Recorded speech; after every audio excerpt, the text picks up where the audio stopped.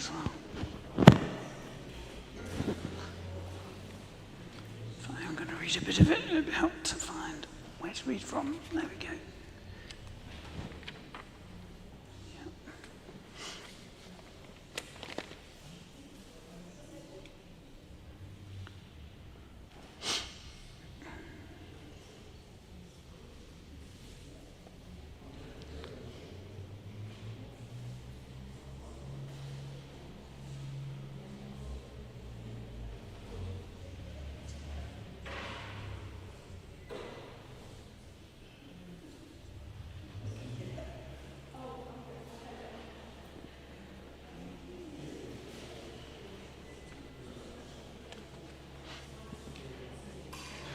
Well, ladies and gentlemen, it's just about 2 o'clock, and a very warm welcome to St. Peter Mancroft. I'm Edward Carter, the vicar here. I'm just decoration today. I'm here to welcome you to this Thomas Browne event. I love the fact that Thomas Browne was born and died on the same day, this day in the calendar. So it's a special day, and a special day for us here at Mancroft because, of course, of our links with him. And I'm really grateful to my colleague Fiona Haworth, who has overseen a project I suppose over the last little bit of time now, connected to Thomas Browne and the publication of a new short book, I think, or booklet. Not quite sure exactly what it is, but it's a very fine publication indeed, and this is the launch event for that.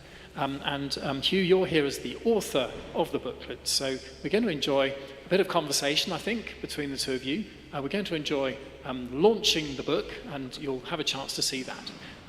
I know a number of you here will be very keen on Thomas Browne, none more so than you, Marion. Give a wave, and if anyone wants to perhaps sign up on a list or have any more bits and bobs of information, you're the person to talk to perhaps at the end. So without further ado, Fiona, may I hand over to you, and let's enjoy launching this wonderful book. Thank you for being here. Thank you.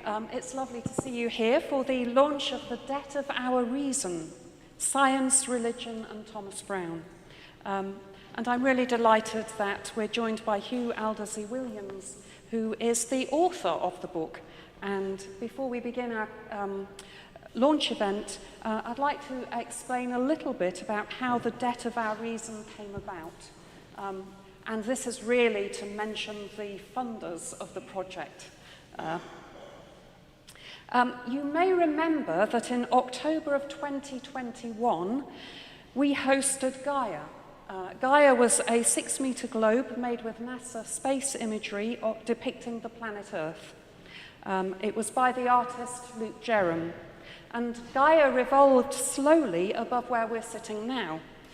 And it's fair to say that the impact of Gaia was far greater than we imagined, really. The number of people who came to the church during that month, some 44,000 people came into the church to see Gaia and to engage with the programme of events we ran around it, looking specifically at the climate crisis.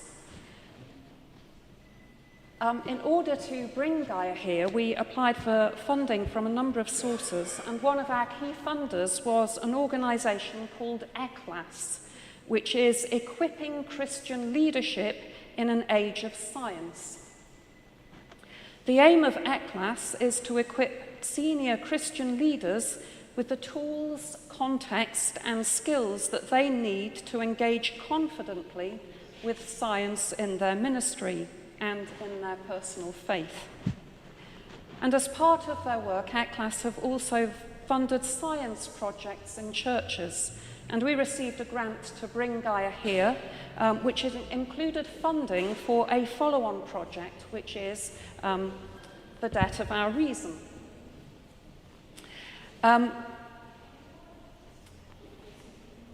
I was involved in conversations with ECLAS about the follow-on project, and they made the very wise suggestion of using what is under our feet.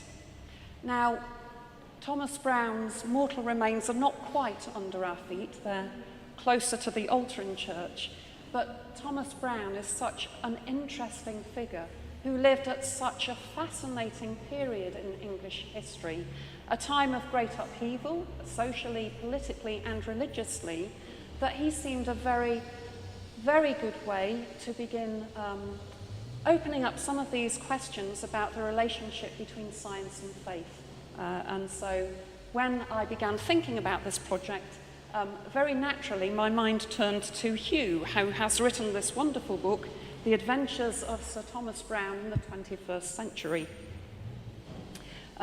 Hugh, I'm delighted to say, was very willing to write The Debt of Our Reason for us, and it's been quite a long time and quite a complicated process, but it's been an absolute joy to work with Hugh on this and to do a little bit here in Mancroft, which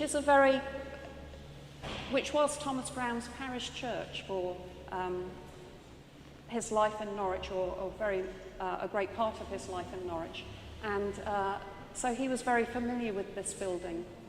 I find myself wondering sometimes what he would have made of Gaia. And I think he would have quite enjoyed it. I hope he would. But anyway, I'm now going to hand over to Hugh to talk a little bit about Thomas Browne. Thank you very much, Fiona. Thank you for inviting me to do this. This is, it's fallen apart. Start again. That's better, isn't it? Thank you very much for inviting me to contribute to this booklet. And thanks to ECLAS as well for the idea behind it. I'm going to explain a little bit about how I became interested in Thomas Browne at a suitable point, but I should just give him a little biography for you here to start with, I think. His birth and death date is today, and he was born in 1605 and died in 1682. And he's a physician. Professionally, he was a physician living and working in Norwich. He was also a very great writer, and aside from that, he was a mythbuster who's concerned to debunk urban myths of the 17th century. And he was actually born in London and then schooled at Westminster College and then Oxford. And then, because you couldn't complete a medical education, which is what he wanted, in England successfully at that time, he went to the continent, and he studied for roughly a year each in Montpellier in France, and Padua in Italy, and Leiden in Holland, to learn what he needed to know about herbal remedies and anatomy and the beginnings of chemical medicine. And then he came back to England, and he sequestered himself away near Halifax for a bit before he was, before his degree had been, I'm going to say ratified, which I'm sure is not the proper word, but you had to wait some time before your degrees, your qualifications that you obtained here and there were authenticated so that you could practice in a city or in a centre of any size. So he sequestered himself away in Halifax, near Halifax, for a few years. And that's where he wrote the first of his books, which is called Religio Medici, which I'll talk about in a second.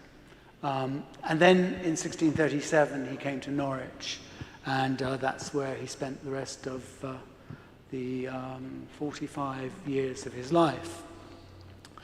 Living essentially where Pret-a-Manger is now, and with a sort of extensive house that sort of ran from Pret-a-Manger round to Primark. And it was lost, the various bits of the house were lost in various points during the 19th century and then during the 1960s. So he's remembered chiefly as a writer. He was very popular amongst Norwich citizens in the 17th century as a physician, but he's remembered principally as a writer. And so his first work, as I said, is called Religio Medici, which is his confession of his religious faith as a doctor. It means the religion of a doctor. And he found it important to set something down on paper about this, because there were people who doubted the veracity of his faith simply because he was a doctor. It was a time when people were beginning to think that professionals of that sort, scientific people, curious minds, were also entertaining atheistic thoughts. And he wrote some of the most ornate and powerful prose in the English language of this period. I'm just going to read a short section from the beginning of Religio Medici to give you a flavour of the prose, and also to show him beginning to set out his religious position. So he writes, "For my religion, though there be several circumstances that might persuade the world I have none at all, as the general scandal of my profession," he means his medicine, "the natural course of my studies, the indifferency of my behaviour and discourse in matter of religion, neither violently defending one, nor with that common ardour and contention opposing another. Yet in despite hereof, I dare, without usurpation, assume the honourable style of a Christian. Not that I merely owe this title to the font, my education or clime wherein I was born, as being bred up either to confirm those principles my parents instilled into my unwary understanding, or by a general consent proceed in the religion of my country. But, having in my riper years and confirmed judgment seen and examined all, I find myself obliged by the principles of grace and the law of mine own reason to embrace no other name but this. Neither doth herein my zeal so far make me forget the general charity I owe unto humanity, as rather to hate than pity Turks, infidels, and Jews, rather contenting myself to enjoy that happy style than maligning those who refuse so glorious a title." So that gives a kind of flavour of his language. It's quite complex. It looks sometimes slightly intimidating on the page, but read out loud it usually works better. Great long sentences, but they have this kind of undulation and flow to them. His second work is very different from Religio Medici. Religio Medici it amounts, and this is it here in my printout, it's a short book, essentially. His next work, which was completed in 1646, was called Pseudodoxia Epidemica, and that was his essentially a large catalogue of urban myths debunked, or rural myths too, to be honest. Foolish things that people believed in the 17th century that he thought might be harmful to believe, and that he took it upon himself to debunk. And this runs to, there are six or seven separate books of this thing, so it's a massive tome by the time you piece it all together.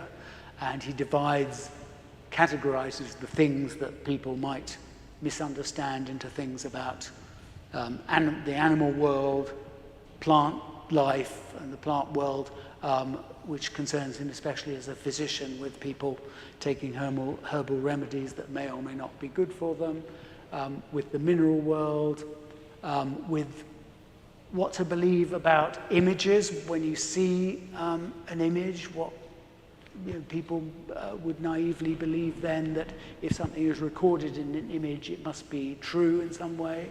So the fabulous creatures you see on people's coats of arms, or what you see in stained glass windows, for example, how believing should people be of what is shown there.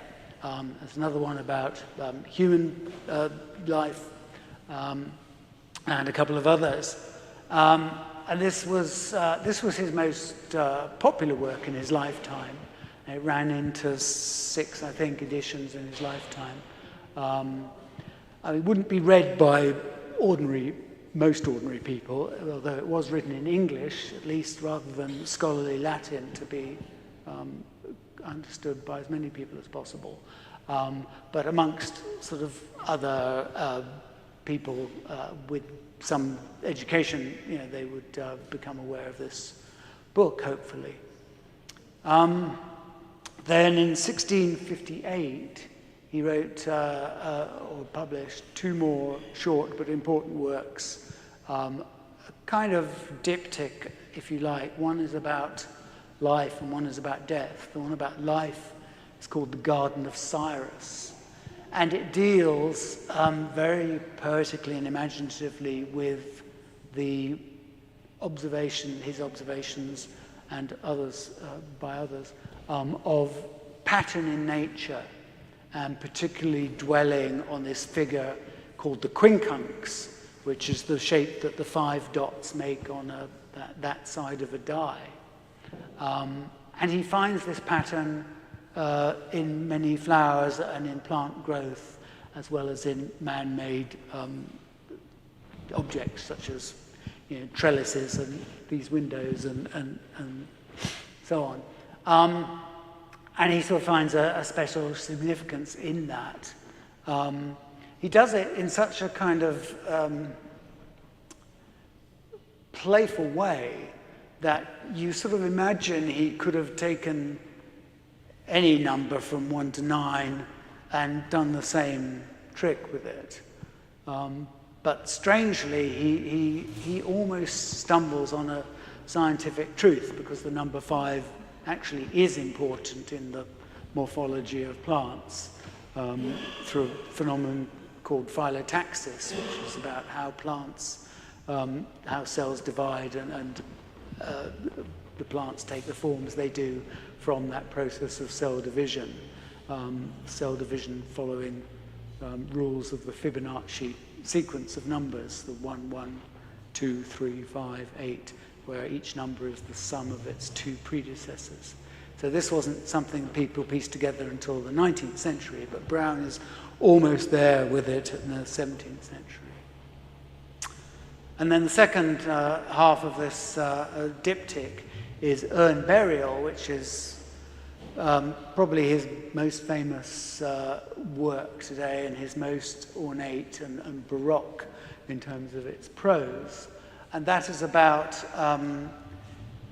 funerary customs and what happens to our remains and to the ceremony that surrounds our remains at the time of death, what happens afterwards, and whether, as it were, whether the right people get remembered later on. And it stems from the finding of some Romano-British fragments, urns, remains in a field in Walsingham that Browne brushed off from Norwich to go and see. And then there was a late work, wasn't published until posthumously, I think, called Christian Morals, which is essentially a how-to book. It's a how to live a Christian and a decent life. It was meant for his children, and it's by some distance the most disappointing of his works. And it's sort of full of fairly obvious truisms and sort of good advice that very few people would argue with. So it's not an interesting work greatly interesting in terms of the writing or the content. He also, there are other minor writings. One I should just perhaps mention very briefly, and then I'll shut up, he wrote some notes on the natural history of Norfolk, and he was sending information about the wildlife in Norfolk that he saw or that people brought to him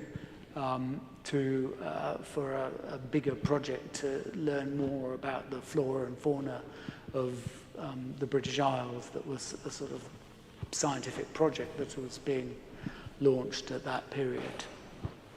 So those are his major works. And we're going to talk about his religion. And so I should just say that he said his most famous statement about his religion in Religio Medici is that I take not, I haven't got the exact quote here, but I've got the keywords, sorry. I take not my religion from Geneva or from Rome, but from the dictates of my own reason. Thank you. Okay. I find it absolutely fascinating thinking about Thomas Browne and the context that he lived in. I imagine most of us, if we're thinking about the divide between science and faith, would probably attribute it to the work of Darwin and the 19th century, the development of the theory of evolution. And yet here is Thomas Browne writing at the beginning of his medical career and feeling that he has to justify the fact that he is a Christian because of his profession. And I just find that extraordinary, that there is already this sense of tension some 2 centuries before we mostly think about it.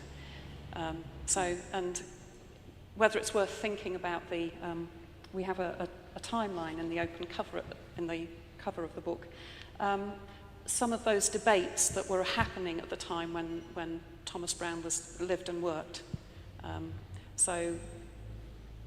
Quite early on, it was when the development of scientific method was first being laid out. Oh, that's right. I mean, scientific method was being codified. There were these sort of learned gentlemen who were called curiosos, who were sort of using their leisure time to become interested in things in an investigative way, not really knowing about the idea of experiments, especially, not knowing how to design an experiment, so not really knowing how to investigate, but being aware or sensing that there was perhaps something to be learned by investigating these things. It was a time, 17th century, when, for example, anatomists were, for the first time, or almost for the first time, opening up the human body to learn what it looked like, what was where, how it worked. And that was only fairly newly sanctioned in that period. So this is, that gives an idea of the kinds of doors that were being opened at that time.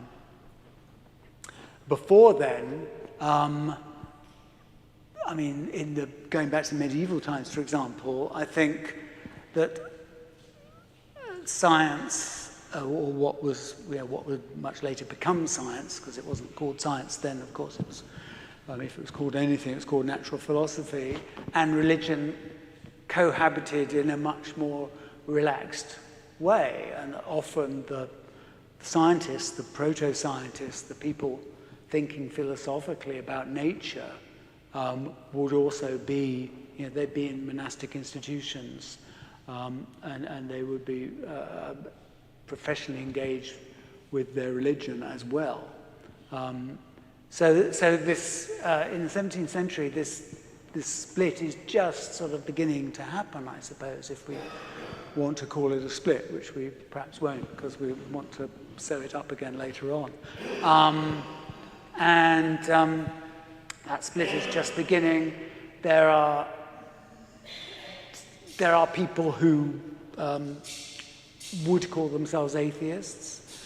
There are people who we now thoroughly recognize as scientists, like Robert Boyle, who was very keen to kind of keep religion and science together and pursued projects to sort of make sure that they stayed together. So, he, in a different way from Thomas Browne, he feels he has to make an excuse for himself, as it were, and try and reconcile these two diverging paths. Robert Boyle, who's a much more mainstream scientist who makes more breakthroughs and discoveries, is actually believes they are together. Science and religion stay together for him. And how influential were some of those scientific developments, do you think, for Thomas Browne? Thomas Browne, I haven't really been able to resolve this question to my satisfaction, but Thomas Browne situated himself in Norwich, which to some people in some places is a backwater, but was at that time the second city of England, or Britain, as it became. And so he's sort of out of the loop, but yet in his own loop, as it were. He's not disconnected, but he's not a member of the Royal Society, which is founded in 1663. He corresponds with members of the Royal Society when he's sending his nature notes from Norfolk. It's to members of the Royal Society compiling the Flora Britannica and so on. But he's not really involved with that community, that very at that stage still very small community. So he's here practicing his medicine, which is the day job and takes up most of the time, and essentially pottering around with his natural investigations and writing.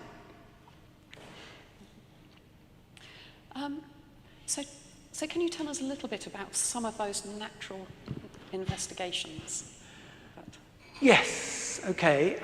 He, as I said, I think the easiest ones to talk about are probably the animal ones, because they're the most humorous in a way, and they seem the most surprising to us now. People believed that badgers had their legs longer on one side than the other. And they believed this because they'd seen badgers running along ploughed fields, and surely the only way they could do that is if their legs were like this. And so Thomas Browne thinks about this, and he has three approaches to these kinds of problems, which is to appeal to authority, in other words, previous written sources, which for him are either sort of Renaissance and earlier figures in the natural history, such as Aldrovandi, an Italian naturalist, or Albert the Great, or to classical authorities like Pliny and so on. So he appeals to authority, he appeals to sense, which means, have a look, and he appeals to reason, which means think about it. And on this occasion, you can imagine him kind of with one of his young sons maybe going out and kind of trapping a badger and tying it to a tree and seeing if it runs round better one way than the other or something like that. But he doesn't do that. This is one of the occasions where he appeals to reason, and he says, look, this is pretty silly, isn't it? Would badgers be the only creatures that have their legs longer on one side than the other? Of course not. You can observe that every other creature has its legs the same length.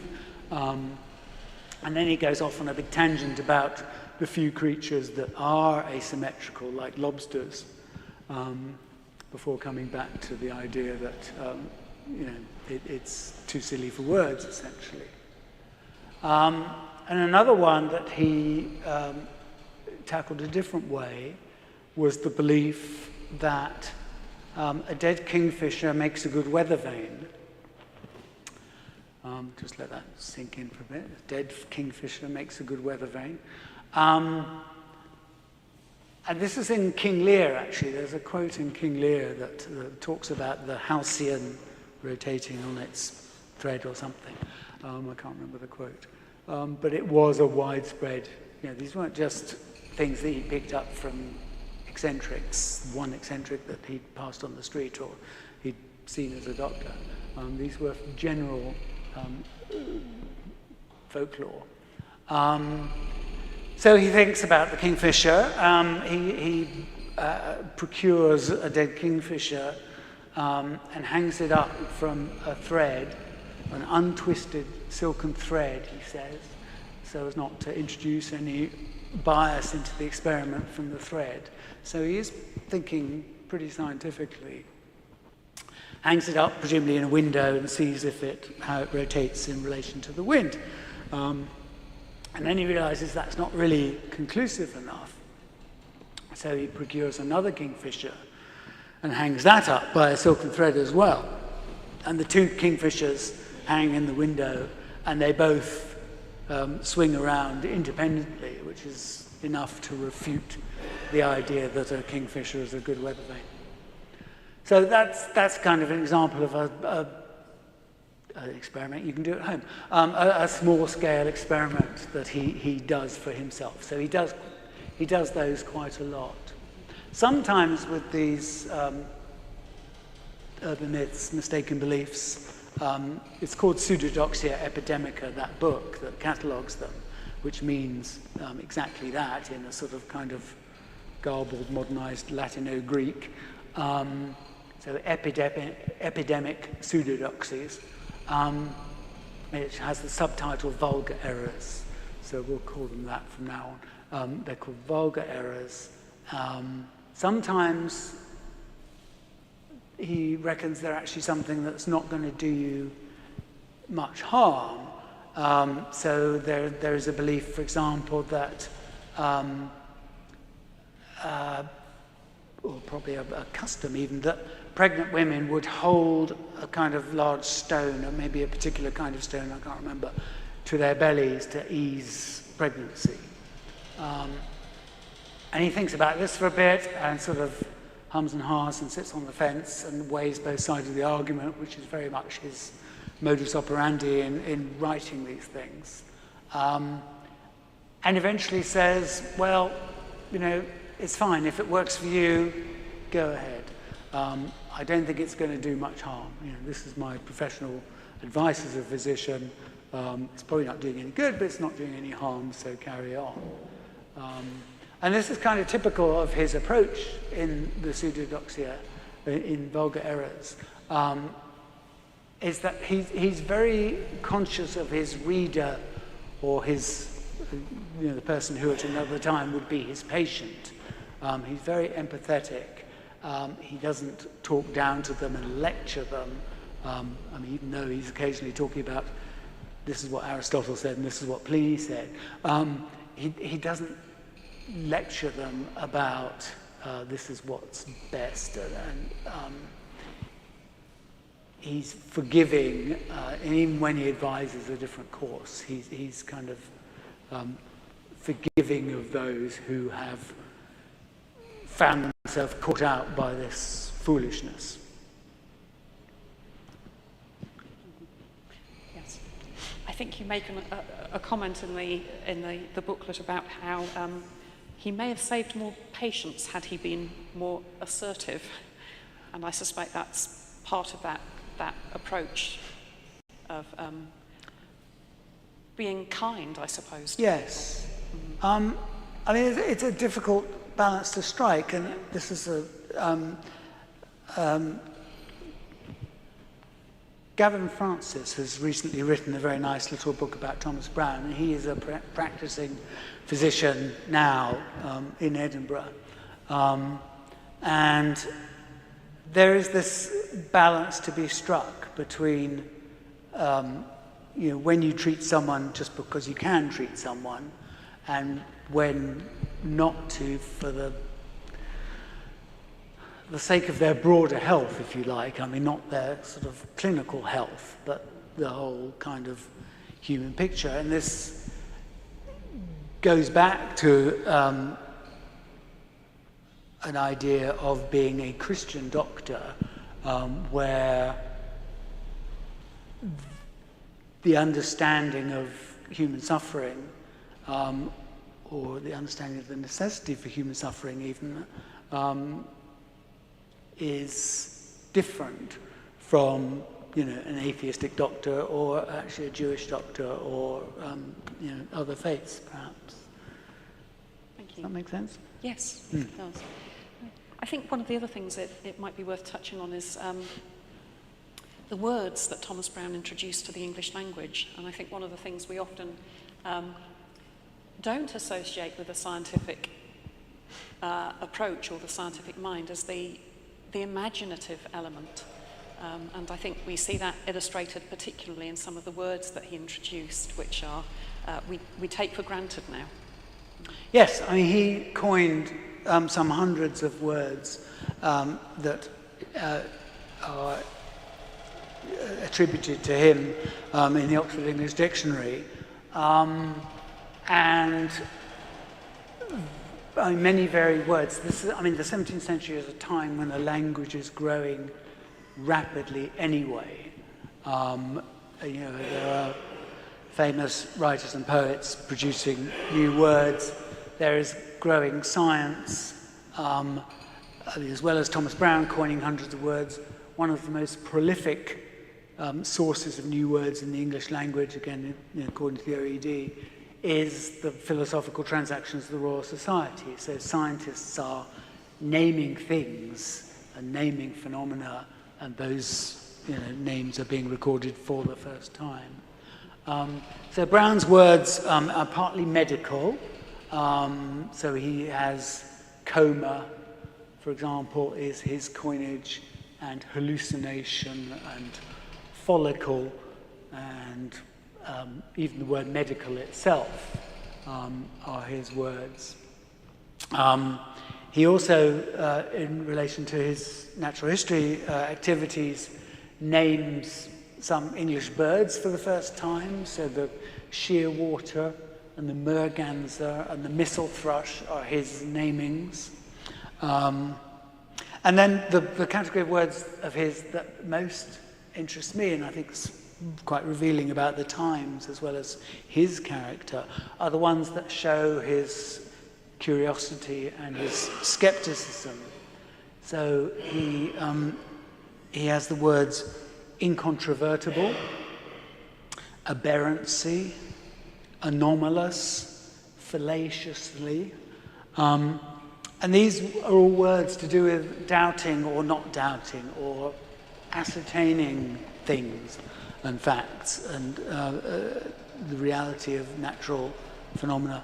He has a word that unfortunately didn't make it into the didn't get a permanent place in the language, deuteroscopy, which means to take a second look at something, which again is exactly the sort of thing he's encouraging his readers to do in Vulgar Errors.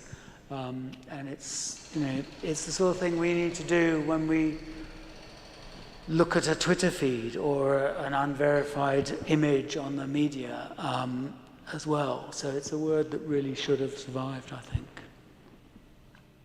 I mean, if you have access to the OED, which if you have a library card there, you can get access to the OED by virtue of having that.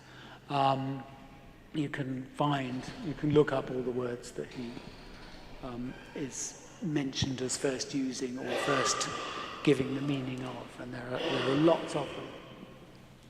He's very, I should just say, in terms of this, talking about how he empathizes with his reader and understands his reader's predicament despite his vast learnedness and stuff.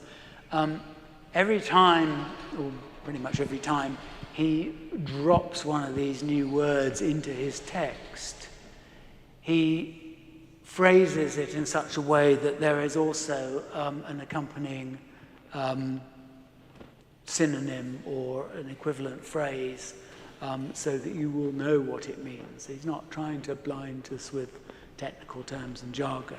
He is out to explain, but one of his ways of doing that is to think of an appropriate word for something that he hopes will catch on. Thank you. I don't know if it's worth Seeing if there are any questions from anyone. Edward has a microphone. We are recording this, so it will be available on our YouTube channel afterwards if any of you would like to catch up on it or refer people to it. Yes. When Thomas wrote Vulgar Errors, did he, to his amazement, find that any of them were actually true? Yes. I'm going to have to try and remember one now, of course, aren't I?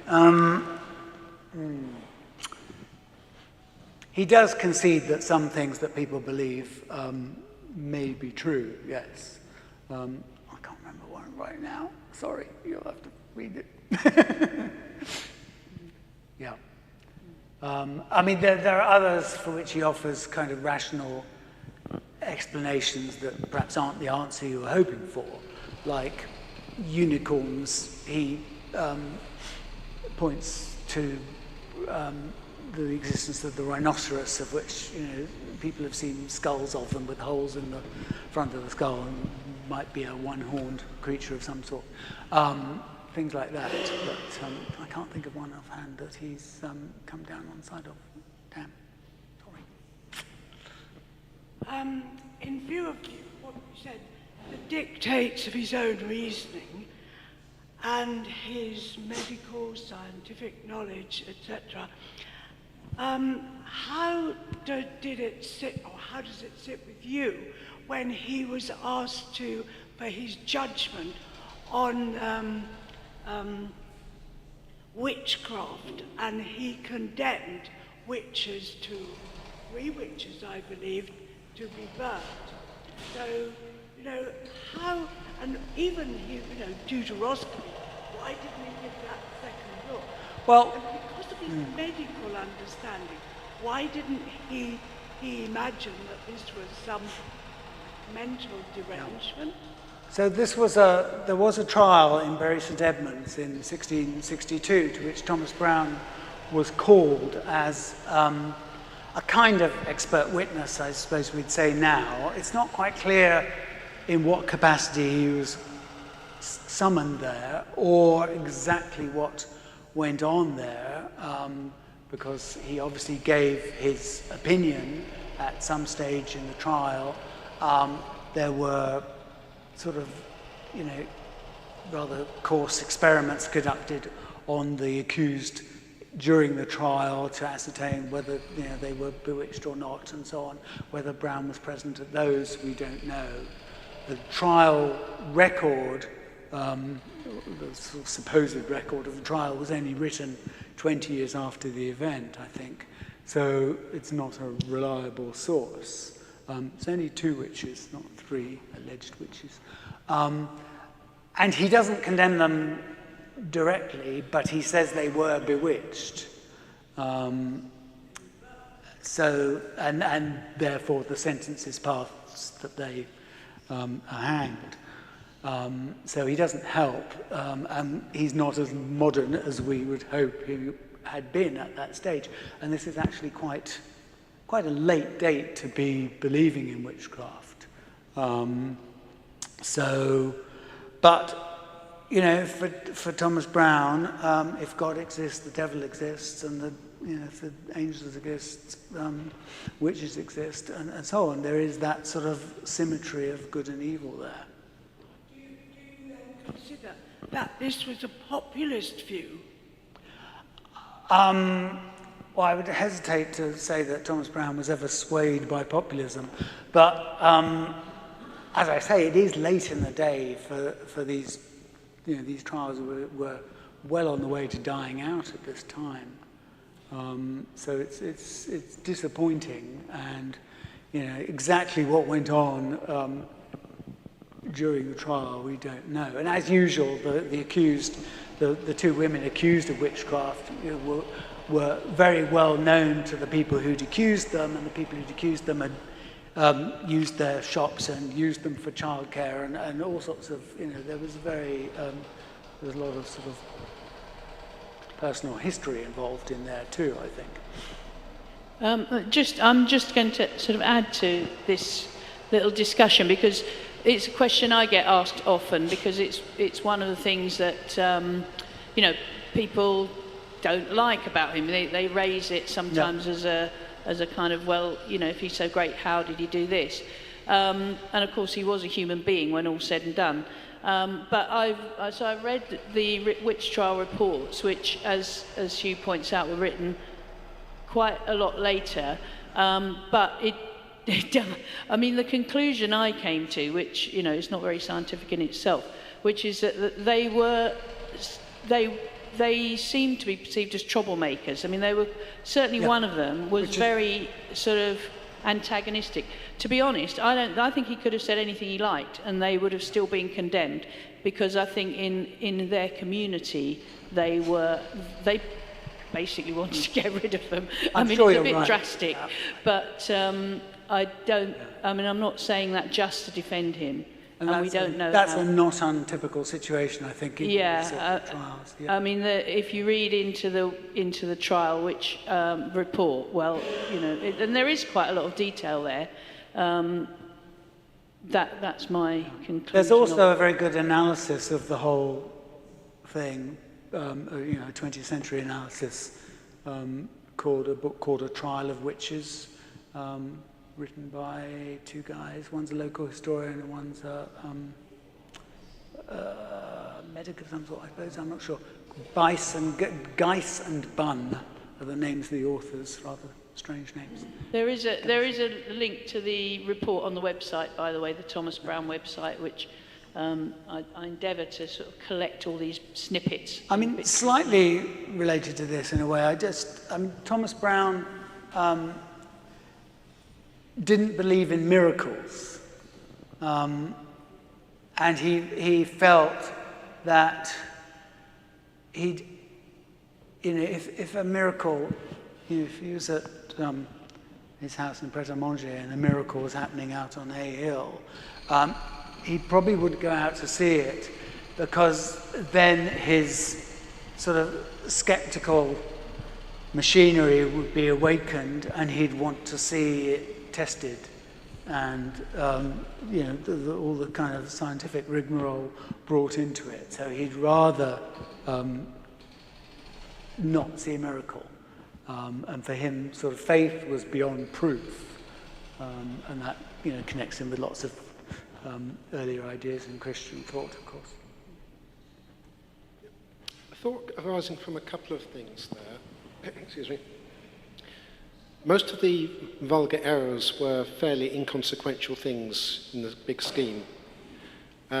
He testified as an expert witness at that trial, not going against the standard interpretations.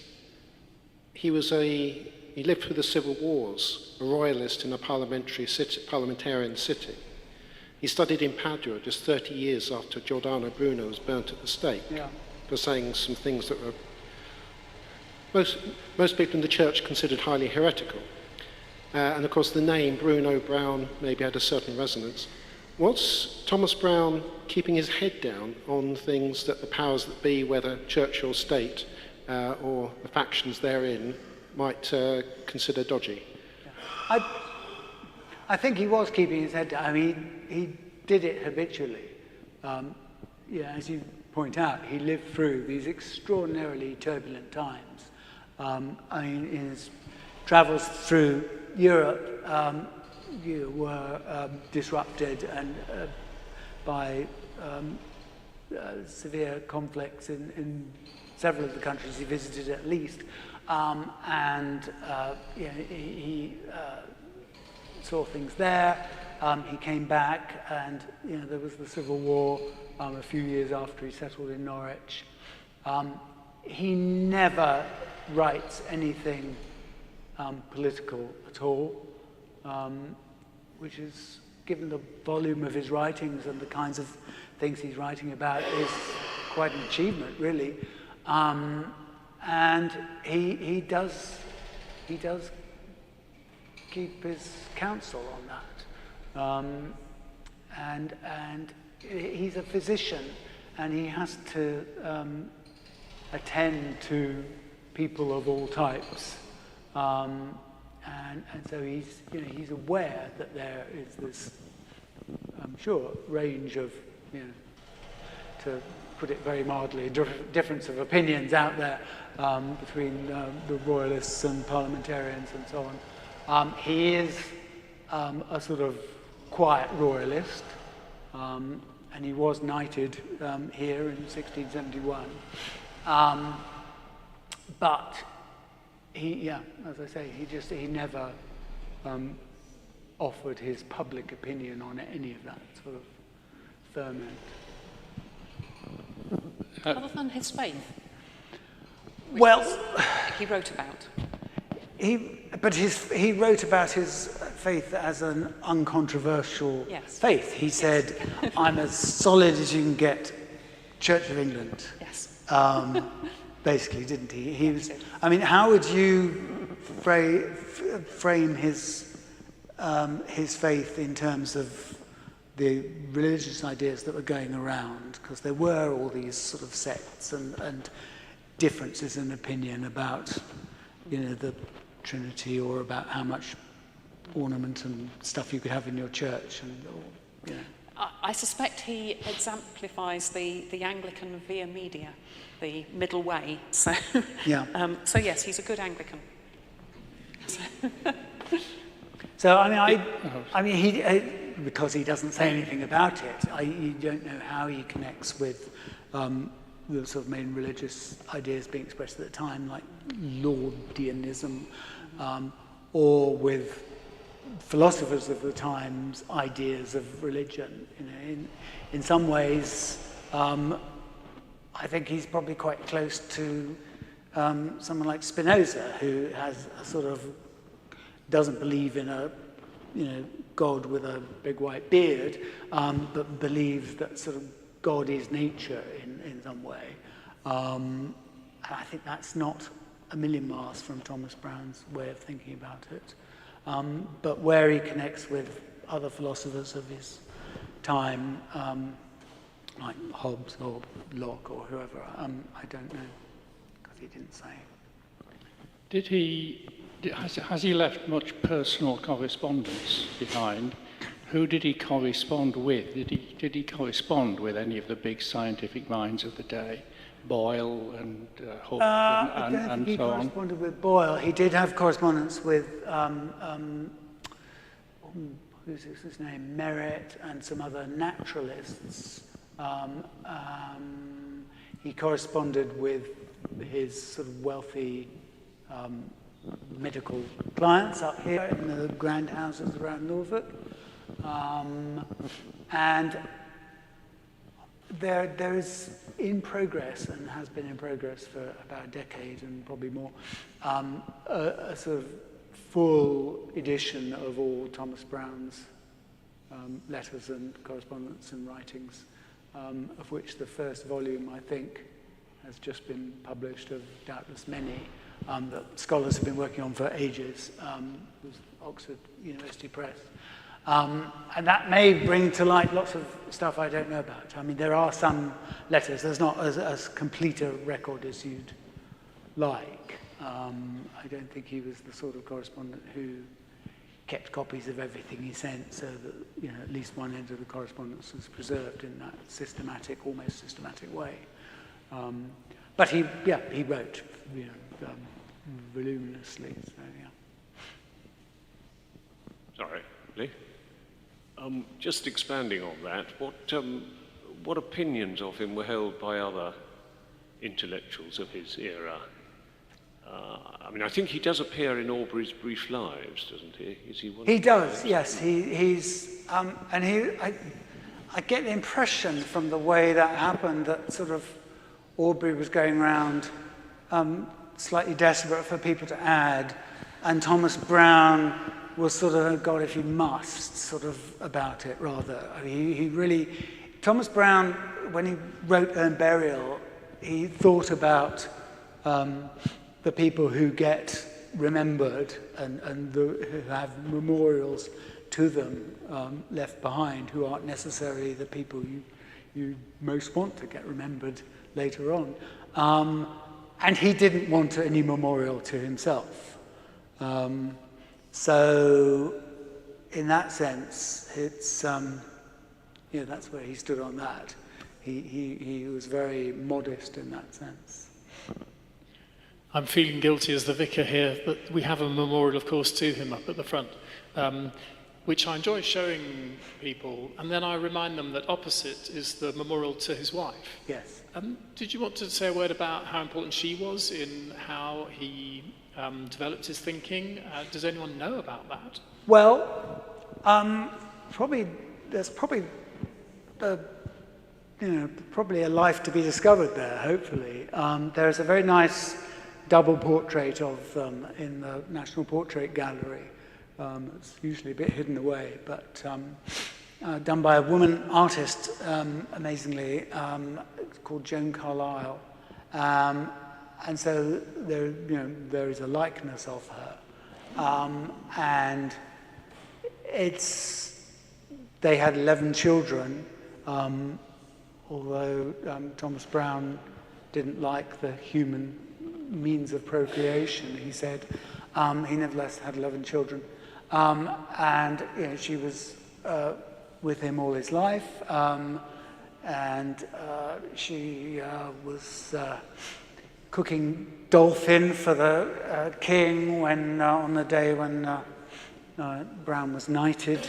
And so I think she must have been hugely present in this house that would have had all these experiments and specimens and all this sort of organized craziness going on. And the children very interested, no doubt, in their father's activities too, since some of them became doctors or members of the Royal Society, or so on. And the daughters were involved in helping produce illustrations and so on, I think, for some of his works. So I think it was a family enterprise, and it would be lovely to know more about Dorothy. Yeah. I have this sudden picture of Thomas Browne puzzling over the kingfisher on its thread, and perhaps his wife or one of his daughters saying, "Well, why don't you try hanging a second one?" It may have been their idea. Yeah. We're almost at 3:00. There'll be a chance for people to look at the new booklet, perhaps to acquire one. Fiona, with you just for a few more minutes as we gradually wrap things up. I just want to say thank you so much to Hugh. I'm so grateful for all you've done. I know you're quite open that you're not a person of faith yourself, so it's been lovely to see the way that you have engaged with this project and worked on this book and explored those influences in Thomas Browne's life. So I'm profoundly grateful, so I just want to say thank you very much. And thank you. Thank you.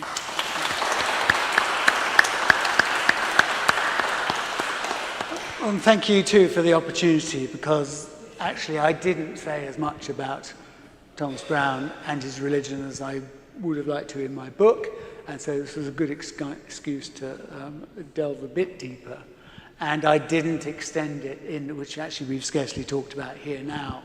I scarcely extended that sort of thinking forward into the mysteries of modern science and how odd and that is, and where that leaves the idea that scientists should believe or do believe today. So yeah, thank you. And if I could add my thanks to you both, Fiona, as my colleague here, it's wonderful working with you on so many things, and thank you for leading with a vision for this. And Hugh, thank you for your involvement as well. Do come and look at the booklet at the front. I think probably we're inviting a donation if you want to take a copy away, but we'd be delighted if you wanted to do that. And I'm sure there'll be a chance for a bit more mingling and conversation as we wrap up this rather suitable